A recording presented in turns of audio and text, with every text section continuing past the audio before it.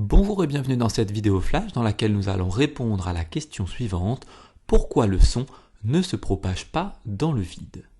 Pour y répondre, nous allons réaliser l'expérience suivante dans laquelle on va utiliser une cloche en verre et sous cette dernière, on placera un réveil. La cloche en verre est reliée à une pompe à vide dont on verra l'utilité à l'étape suivante. Actuellement, sous la cloche en verre, il y a de l'air. Si le réveil sonne, alors l'expérimentateur, c'est-à-dire la personne qui réalise l'expérience, pourra entendre le son émis par le réveil. On en conclut que le son se propage dans l'air. Passons maintenant à la seconde étape de notre expérience dans laquelle on active la pompe à vide dont le rôle est d'aspirer l'air présent initialement sous la cloche en verre. Sous la cloche en verre, il n'y a donc plus que du vide. Si l'expérimentateur fait maintenant sonner le réveil, il constatera que le son n'est pas audible, qu'il ne peut pas l'entendre.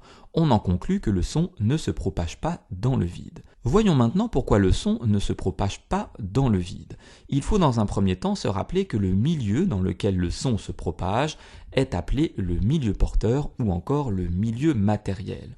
Le son, rappelez-vous, est une vibration qui a donc besoin de matière pour se propager.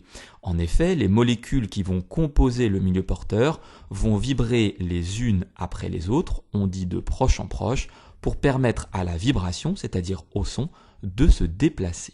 Dans la première étape de notre expérience, de l'air est présent sous la cloche en verre. Si on se place à l'échelle microscopique, on observe des molécules de dioxygène et des molécules de diazote qui composent l'air. Ces molécules vont vibrer les unes après les autres pour permettre au son de se propager, de se déplacer.